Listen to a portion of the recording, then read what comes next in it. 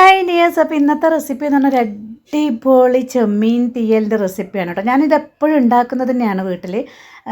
ഒരാഴ്ചയിൽ ഒരു ദിവസം കൊണ്ട് ഞങ്ങൾക്ക് ഇവിടെ ചെമ്മീൻ നിർബന്ധമാണ് കേട്ടോ. ചെമ്മീൻ മാത്രമേ ഇവിടെ കുട്ടികൾ കഴിക്കുള്ളൂ. അപ്പോൾ അതുകൊണ്ട് തന്നെ എല്ലാ ആഴ്ചയിലും ഇവിടെ ചെമ്മീൻ മേടിക്കും കേട്ടോ. അപ്പോൾ ഈ തീയൽ കാര്യങ്ങളൊക്കെ ഇടക്കിടയ്ക്ക് ഉണ്ടാക്കുന്നതാണ്. അപ്പോൾ ഇടയ്ക്കൊരു ദിവസം ചേട്ടൻ്റെ മോളൊക്കെ വന്ന സമയത്ത് തീയൽ കഴിച്ചിട്ട് ഭയങ്കര അഭിപ്രായം പറഞ്ഞു. ഒത്തിരി ഇഷ്ടമായി, ചോറ് കഴിച്ചിട്ടും മതിയാവുന്നില്ല എന്നൊക്കെ പറഞ്ഞപ്പോൾ എനിക്ക് തോന്നി എന്നാൽ പിന്നെ അതൊരു റെസിപ്പി ആയിട്ട് ഇങ്ങോട്ട് ഇടാം, കാണുന്നവർ കണ്ടോട്ടെ എന്ന് വിചാരിച്ചു. അപ്പോൾ ഇതേ ഈ ചെമ്മീനാണ് കേട്ടോ മിക്ക ദിവസങ്ങളിലും നമ്മൾ വാങ്ങിക്കുന്നത്. അപ്പോൾ സാധാരണ അതിൻ്റെ കൂട്ടത്തിൽ ഇതേ ഇങ്ങനെ ഫ്രൈ ചെയ്യാൻ വേണ്ടിയിട്ട് ഈ ഒരു സ്രാവ് മേടിക്കും. അത് മോന് വേണ്ടിയിട്ടാണ്. പിന്നെ മോള് ചെമ്മീൻ ഫ്രൈ മാത്രമേ കഴിക്കുള്ളൂ കേട്ടോ. അപ്പോൾ അതുകൊണ്ട് ഈ രണ്ട് മീൻ മാത്രമേ ഈ വീട്ടിൽ മേടിക്കാറുള്ളൂ കേട്ടോ. അത് ആഴ്ചയിൽ ഒരു ദിവസം മേടിക്കുകയും ചെയ്യേ. അപ്പോൾ ചെമ്മീനും അതൊക്കെ ഞാൻ ക്ലീൻ ചെയ്തെടുത്ത് വെച്ചിട്ടുണ്ട്. ഇനി നമുക്ക് ആദ്യം തന്നെ തീയലിന് വേണ്ടുന്ന അരപ്പ്, അതായത് മസാല തേങ്ങ വറുത്തെടുക്കണം. അപ്പോൾ അതിന് വേണ്ടിയിട്ട് ഏകദേശം ഒരു 3/4 കപ്പോളം തേങ്ങ എടുത്തിട്ടുണ്ട്. ഞങ്ങൾ വെളുത്തുള്ളി ചേർക്കും കേട്ടോ, ഞങ്ങൾക്ക് അതില്ലാണ്ട് പറ്റില്ല. പിന്നെ ഒരു 3-4 ചെറിയ ഉള്ളി അരിഞ്ഞതും കറിവേപ്പിലയും പിന്നെ ഇത് ഒരു 1/4 ടീസ്പൂൺ എന്നൊക്കെ പറയാം ഒലിവിയും കൂടി എടുത്തിട്ടുണ്ട് കേട്ടോ.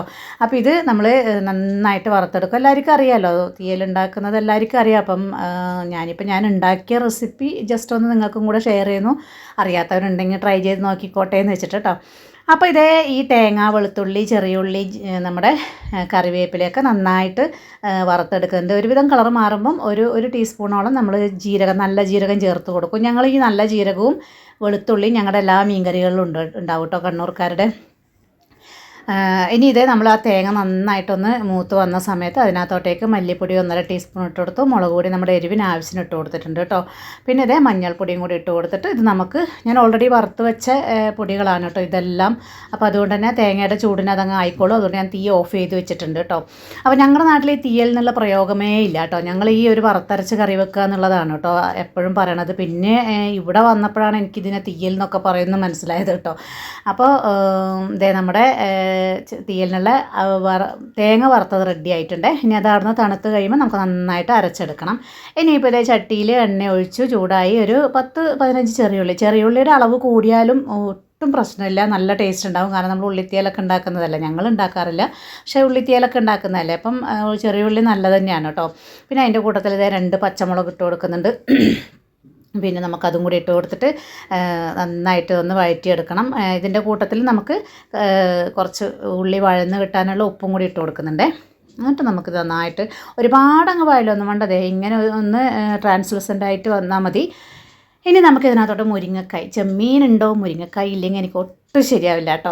അപ്പോൾ ഇതേ ഈ മുരിങ്ങക്കായും കൂടെ വരുമ്പോഴാണ് ഇതിൻ്റെ ശരിയായ ടേസ്റ്റ് എന്ന് പറയണത്. പിന്നെ ഇതേ തക്കാളി നിങ്ങൾ വേണമെങ്കിൽ ഇട്ട് കൊടുത്താൽ മതി, പക്ഷേ തക്കാളിയും കൂടെ ചേർക്കുമ്പോഴാണ് ഈ തീയലിനൊരു ടേസ്റ്റ്. അപ്പോൾ അത് ഇട്ട് കൊടുത്തിട്ട് നമുക്കിനി അത് വേവാൻ ആവശ്യമുള്ള വെള്ളം ഒഴിച്ച് കൊടുക്കുക. അത് അവിടുന്ന് വേവുന്ന സമയം കൊണ്ട് നമുക്ക് നമ്മുടെ അരപ്പ് വറുത്ത് വെച്ചത് നന്നായിട്ട് അരച്ചെടുക്കണം. അപ്പോൾ ഇതേ നമ്മുടെ കഷ്ണങ്ങളൊക്കെ വെന്ത് കഴിയുമ്പോൾ നമ്മൾ ചെമ്മീനൊക്കെ ഇതേ വൃത്തിയാക്കി എടുത്തിട്ടുണ്ട്. അതിൻ്റെ ബാക്ക് ഭാഗം വരഞ്ഞിട്ട് അതിൻ്റെ ആ ഞരമ്പ് എടുത്ത് കളയും കേട്ടോ, അതാണ് ഞാൻ കാണിച്ചു തന്നത്.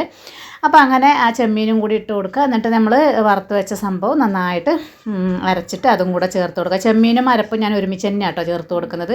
പിന്നെ നമ്മുടെ ആവശ്യത്തിന് പുളി എത്രത്തോളം വേണം അത്രയും ആവശ്യത്തിന് പുളി ചേർക്കുക. തക്കാളി ചേർത്തിട്ടുണ്ട് എങ്കിലും ആവശ്യത്തിന് പുളി ചേർത്ത് കൊടുക്കുക.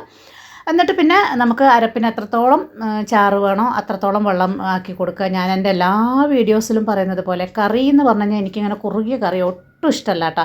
ഞാൻ നേരത്തെ പറഞ്ഞ പോലെ തീയൽ എന്ന് പറയുമ്പോൾ കുറുകിയതായിട്ടാണ് ഇരിക്കുക. പക്ഷേ ഞങ്ങളുടെ നാട്ടിൽ തീയൽ എന്നുള്ള പ്രയോഗമേ ഇല്ല. പക്ഷേ പ്രോസസ്സ് സെയിം ആണെങ്കിലും ഞങ്ങളിത് വറുത്തരച്ച കറി എന്നാണ് കേട്ടോ. അപ്പം എനിക്കിഷ്ടമുള്ള അളവിൽ തന്നെ വെള്ളം ചേർത്ത് കൊടുക്കും, എനിക്ക് അങ്ങനെയാണ് ഇഷ്ടം. അപ്പോൾ ഇതേ ആവശ്യത്തിന് പാകത്തിന് വെള്ളമൊക്കെ ചേർത്ത് കൊടുത്ത് ഉപ്പും കൂടെ ചേർത്ത് കൊടുത്തു. കാരണം നമ്മൾ ചെമ്മീൻ വെന്തിട്ടില്ലല്ലോ, ചെമ്മീൻ വേവും വേണം. അരപ്പ് ചെമ്മീൻ ഒരുമിച്ചല്ലേ ഇട്ട് കൊടുത്തേ. അപ്പോൾ ആ ചെമ്മീൻ വേവുന്നത് വരെ ഒന്ന് തിളപ്പിച്ചെടുക്കുകയും വേണമല്ലോ, അപ്പോഴേക്കും പാകത്തിന് കുറുകി കിട്ടും കേട്ടോ.